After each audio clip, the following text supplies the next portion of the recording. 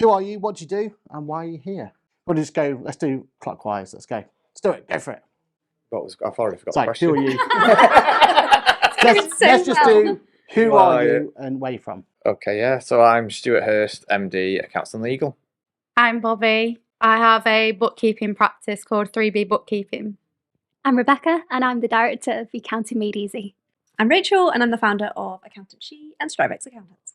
I'm Katie, and I'm the director of KW Accounting Solutions. Love it. Okay, so what are we most looking forward out of today's session? Stuart.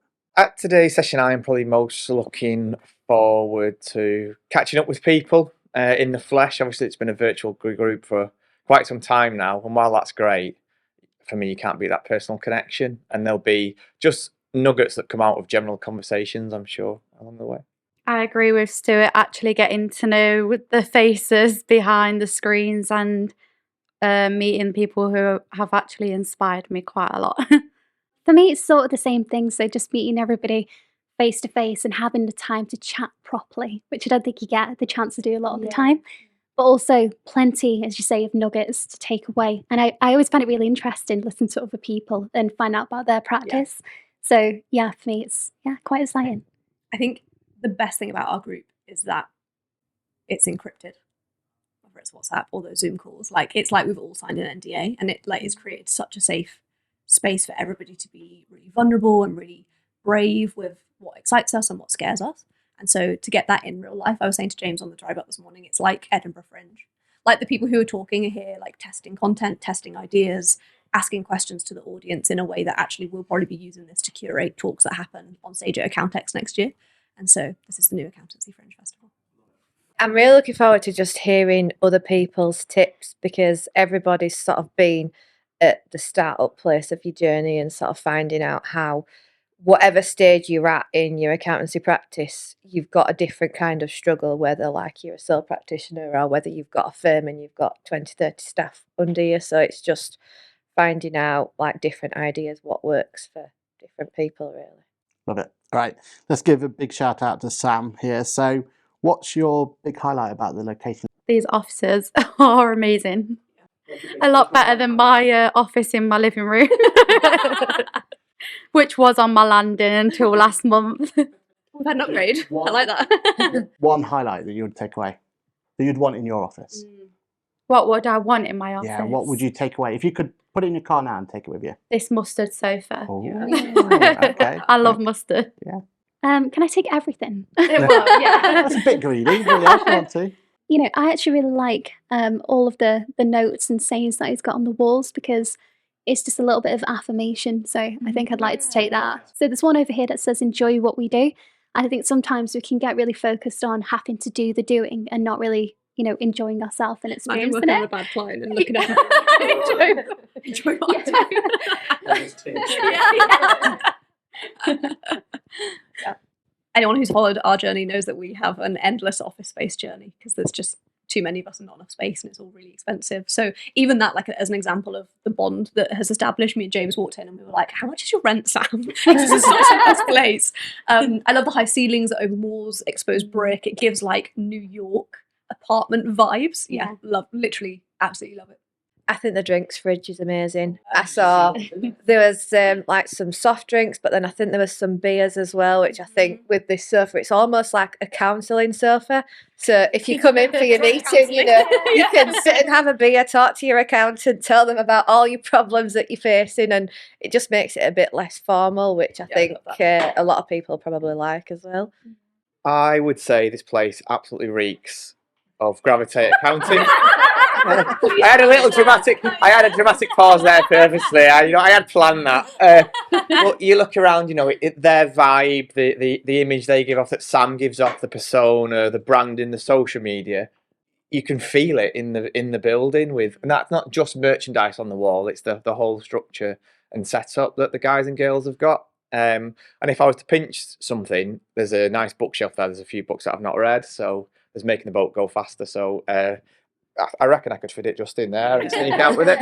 I love it. All right, next one. So we love doing these sort of events, right? Any type of event where we all get together, we all get to learn things. We're all going to learn so much out today. Same with Accountex, same with any other event you do. What's your one tip to make sure that you make it actionable? How do you go away from an event like this and not 6 months down the line go, that one bit of tip that I never actually implemented? What's your tip to everyone to making the most out of an event like this? Mine would be, I like voice notes for one, instead of writing things down. So I give myself a bit of a voice note, send myself a message, and then I get home, and then I probably spend tomorrow or half a day tomorrow just brainstorming and going through it, and then putting in dates where I'm just going to check up on myself and see where I've got up to. And even if I don't smash those goals and those timescales, it doesn't matter as long as I'm, looking at it again and making sure that I'm putting some of it into place. So yeah, that's my tip. Yeah, I think making sure that you take action as a result of it. I think so many people have sat listening to talks at Accountancy and been filled with that, like, I'm going to do it. And then they leave, and on the train home, like, they check their inbox and they're like, oh. And like real life gets you. So I would definitely recommend listening to Stuart Hurst say anything for like making stuff happen and just doing the doing. I'm going to put in a session with my sister. So although like I'm the director, she works very closely with me, and we sort of bounce ideas off each other. So I'm going to make all my notes, but then have a session as well where we just literally go over everything I've said. And I'm like, this firm does this, and what about doing this, and why don't we start doing this? So I'm quite excited to go over everything. So I'm the type of person that will go to Accountex or listen to a Stephen Bartlett podcast and go, oh my god, let's change 400 things, let's go. And my advice would be having that accountability partner, whether they're in your firm or a coach or mentor. So I'm fortunate that my right hand woman is the integrator. That's Darcy. That I'll spew 400 things on a voice note or a message straight after the event, and she will filter that content and go, calm down, Stuart. Pick 3, like they're our objectives for the next quarter or the next year or so, and then the tricky bit then is staying tunnel visioned, if you like, and don't let new shiny objects a month later get in the way. So Darcy's very good at telling me what to do ultimately. So find your Darcy. That's a good idea, Stuart. I take notes throughout the day and throughout the events, and then I will type them up as well at the end of the day on just one note for now, and then take action points from them and put them into my calendar, because I'm in quite a lucky position where I don't have that many clients. So a lot of my time is actually working on the business, setting the business up, and concentrating on the setup. Love it. Good answer. Okay, Rachel, you're next, aren't you? So what do you love most about this industry? I'd say you guys. It's like had a huge impact on my life personally. I feel like the industry aspect I've always been in love with, but I think the loneliness aspect of it, and especially when you become an employer, I described it to someone the other day, like it's like being a parent. You never ask your parents how you are, you're just like, what's for tea? And very often being an employer is like actually how many people are for you when you're for everybody else. I just enjoy the variety of work. It sounds like really cliche, but I really enjoy my job, and I think when you enjoy doing the work and chatting to people, it doesn't actually feel like you're working. The impact you have on business owners' lives, I've seen firsthand. I've told this story a million times, but when I was a child, my dad didn't know finances, ran a business, ran it badly, lost the business, we lost our house. He tried to kill himself. Like, huge impact those numbers have, not just on that individual, but that person's family and lifestyle. So for me, being able to try and help those people nowadays and make a real difference to that person's life, it's not just a business, it's their entire family, friends and community that it makes a difference to, and that is the passion that drives me forward, really, and more satisfaction. The community as well, just knowing that there's everyone around that actually wants to help you, so you don't feel so alone. There was something that I wanted. Being the counsellor to clients. Oh, really? So like empowering them to take action themselves and put themselves first before the business sometimes when things get too overwhelming. I think for me, I think we're just really lucky. I think we're lucky because we get to see what most people won't see in a business. So we're really involved with the clients and their entire journey. So you're on your own journey anyway, but you get to be part of that and support them as well. But also, as everybody says, the community. Because in the past, I think, even though I've loved my job and love what I do, I felt quite lonely. So having people around you where you can say, I've done this, or you want to ask a silly question, you feel a little bit like, oh, I should know the answer to that. You've got people there like, no, don't worry about it. I've been there. This is what I did. So it's that, and the fact that you can give that back as well. So yeah, the whole of it. So, next question: what would you change about the industry? So we've done what you love. What would you change? HMRC. Oh, Because straight there, isn't it? they, I feel like whatever goes wrong with HMRC, it's always us that's in the firing line that's responsible. And I think clients don't realise that sometimes there's very little we can do. And we don't always get paid for HMRC as well. So like all the time that we spend on the phone with them, all the letters that we do, things like that, you don't always get like anything back for that. And it just takes up so much time. It'd just be really nice if it worked properly.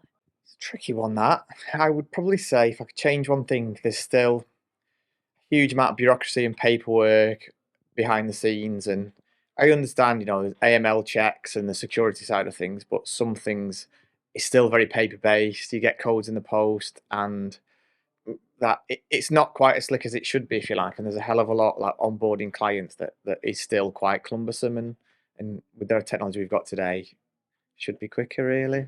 Stereotypes. Ooh. Yeah, I'm definitely not a boring person.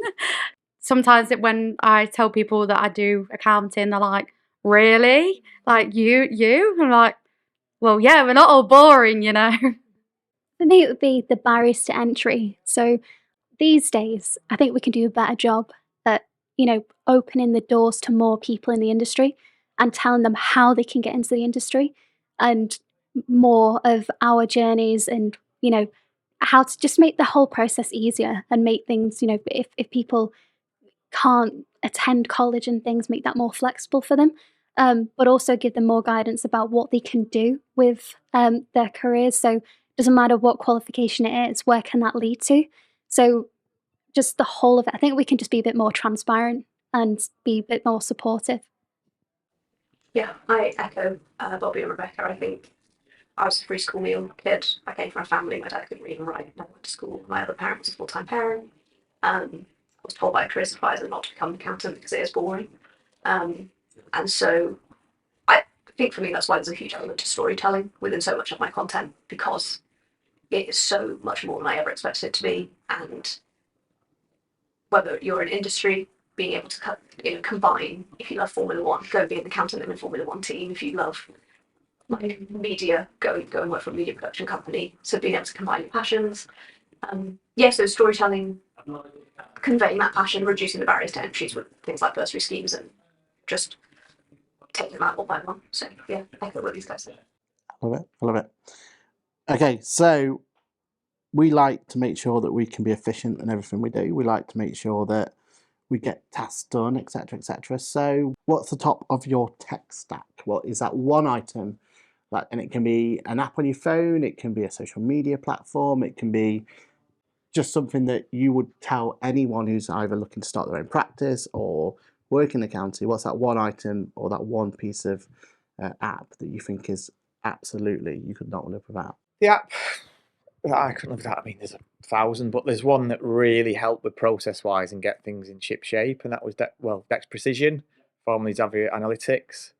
It's often seen as it's just it's a health score, and it analyzes the data, but it's much more than that. It's the VAT flows, the bookkeeping flows, just brought a real level of standardization that we've recruited quite quickly and scaled quite quickly, and that's been key to having that process baked in. If we've got a 21-point VAT checklist that nails it, and without that, we'd have been, having Word documents or Excel, and it didn't link to Xero and all that. There would have been a lot of steps, and that's like one app to rule them all when it comes to process for us. So that'd be the one.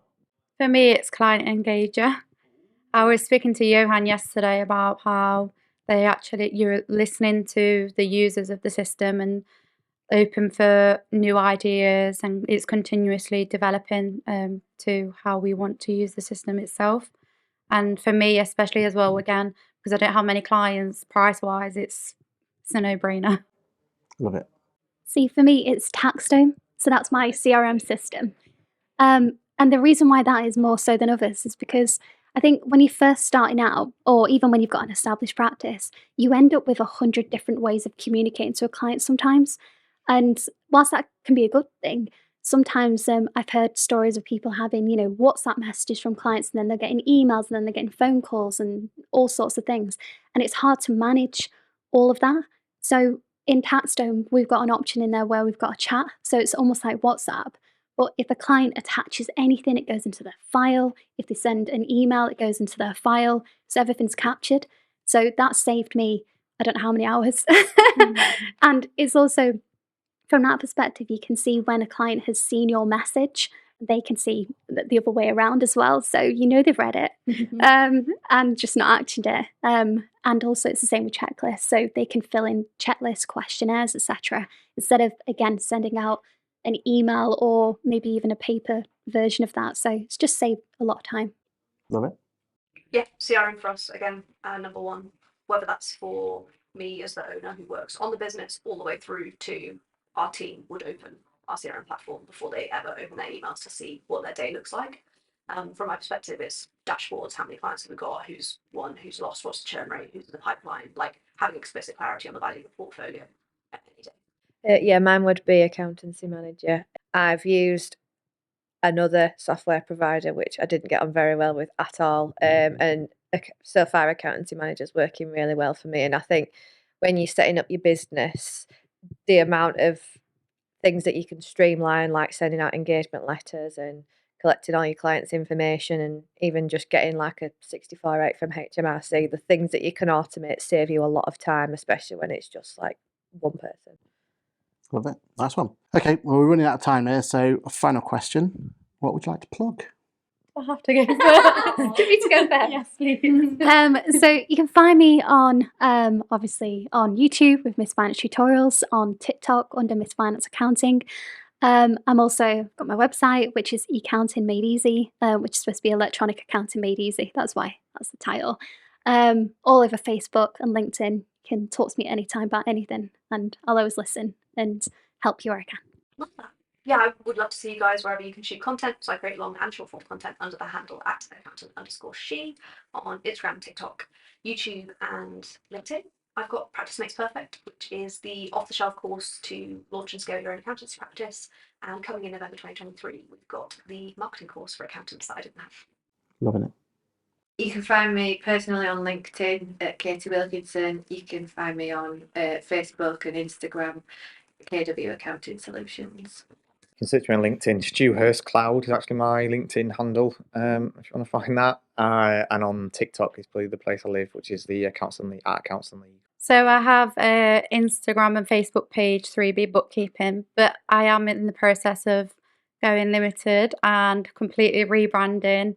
So all those names are going to change. And I do have a TikTok. It's called Weightless Wanderer. And it's taken from my mental health issues, going through the process of healing my traumas.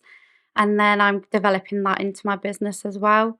So that will then go into my business TikTok. So I'm slowly introducing it. I just want to document the whole process of setting up a limited company. Love it. Well, thank you, everybody. Thank you for that one. Thanks, Aaron. Thank you. Cool. Nice one. Well done, guys. That's your first one. That's your first one too. Yeah. Yeah. Oh, really? Yeah. Yeah, you're a natural. Oh, you're both amazing.